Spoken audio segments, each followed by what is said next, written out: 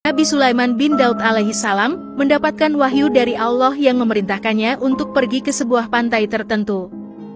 Allah berjanji akan memperlihatkan sesuatu yang luar biasa di sana. Dengan penuh keyakinan, Nabi Sulaiman memimpin perjalanan ke pantai tersebut bersama dengan seluruh pasukannya yang terdiri dari jin, manusia, dan bahkan sejumlah binatang. Namun, ketika mereka sampai di pantai itu, mereka hanya menemukan pemandangan biasa, berupa hamparan pantai yang tak berujung dan lautan yang membentang tanpa batas. Sang Nabi Sulaiman alaihissalam kemudian meminta salah satu jinnya untuk menyelam ke laut yang dalam, untuk mencari sesuatu yang istimewa. Jin itu pun berani menyelam sejauh mungkin, memperhatikan sekeliling dengan seksama. Namun, setelah waktu yang cukup lama berlalu, dia kembali ke permukaan dengan wajah kebingungan. Dia berkata, "Wahai Nabi Sulaiman, aku telah menyelam sejauh mungkin hingga ribuan meter di kedalaman laut, namun aku tak menemukan sesuatu yang aneh atau luar biasa yang bisa aku tunjukkan kepadamu." Nabi Sulaiman alaihissalam masih merasa tidak puas dengan laporan dari jin tersebut, karena Allah Subhanahu wa Ta'ala telah memfirmankan, dan itu pasti adanya. Mungkin saja jin tersebut tidak mampu menemukannya. Oleh karena itu, beliau memutuskan untuk memerintahkan jin Ifrit, yang memiliki kemampuan jauh lebih hebat daripada mayoritas jin lainnya, untuk menjalankan tugas tersebut. Jin Ifrit segera menyelam ke dalam samudra, menjelajahi setiap sudut dan mencapai kedalaman yang luar biasa dengan kecepatan yang mengagumkan. Namun, setelah berlalu beberapa waktu, ia kembali ke permukaan tanpa membawa barang apapun. Ia berkata, "Wahai Nabi Sulaiman, aku telah menyelam sejauh mungkin, hingga ribuan meter di kedalaman laut, bahkan 2 kali lebih dalam dari jin sebelumnya. Namun, aku tidak menemukan sesuatu yang aneh atau istimewa yang bisa aku tunjukkan kepadamu." Nabi Sulaiman alaihissalam tetap merasa tidak puas dengan hasil laporan dari jin Ifrit. Oleh karena itu, beliau memutuskan untuk mengandalkan salah satu punggawanya, Ashif bin Barhaya, seorang yang sangat ahli dan mahir dalam kitab Taurat. Allah bahkan telah memberinya pengetahuan langsung dari sisinya, yang dikenal sebagai ilmu laduni. Sebagai informasi, Ashif bin Barhaya juga orang yang berhasil memindahkan singgasana Ratu Balqis atas permintaan Nabi Sulaiman. Pada saat itu, Nabi Sulaiman meminta jin Ifrit untuk segera membawa singgasana Ratu Balqis. Jin Ifrit menyatakan bahwa singgasana Balqis akan tiba sebelum Nabi Sulaiman sempat beranjak dari tempatnya. Pada akhirnya, orang alim dari kalangan Nabi Sulaiman mengajukan diri untuk memindahkan singgasana Ratu Balqis. Dia berkata bahwa dia mampu memindahkan singgasana Ratu Balqis dengan sangat cepat, bahkan sebelum mata sempat berkedip. Keajaiban ini membuat Nabi Sulaiman merasa kagum. Dan akhirnya singgasana Ratu Balqis dipindahkan oleh Ashif bin Barhaya. Mari kita lanjut. Nabi Sulaiman alaihissalam mengatakan kepada Ashif bin Barhaya, "Wahai Ashif, harap tunjukkan kepada saya keajaiban yang Allah sembunyikan di dalam lautan ini." Tidak seperti dua bangsa jin yang segera menyelam ke samudra, Ashif bin Barhaya hanya diam sejenak, lalu mengangkat tangannya ke atas dan berdoa kepada Allah Subhanahu wa Ta'ala. Tak lama kemudian, air laut terbelah, dan muncul sebuah kubah besar berwarna putih dengan pintu di keempat penjurunya.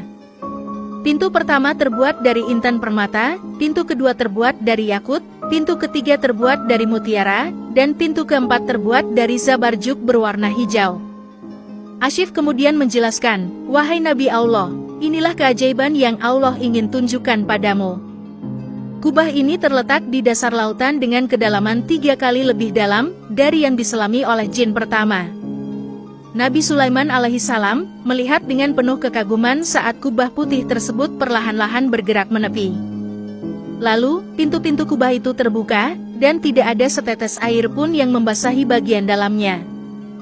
Beliau memasuki kubah tersebut dan menemukan seorang pemuda yang sedang beribadah di dalamnya. Dengan penuh hormat, Nabi Sulaiman mengucapkan salam dan bertanya, "Wahai pemuda, mengapa engkau tinggal di dasar lautan di dalam kubah ini?" Setelah membalas salam Nabi Sulaiman, pemuda itu menceritakan kisahnya. Ia dulunya merawat dan melayani kedua orang tuanya yang cacat. Ibunya buta, dan ayahnya lumpuh selama hampir 70 tahun. Ketika ibunya akan meninggal, ia berdoa kepada Allah, "Ya Allah, panjangkan umur anakku dalam ketaatan kepadamu." Dan Allah mengabulkan doa ibunya. Kemudian, ketika ayahnya akan meninggal, ayahnya berdoa, "Ya Allah, jadikanlah anakku tetap dalam ketaatan kepadamu, di tempat yang tidak diketahui oleh para setan." Dan doa ayahnya pun terkabul.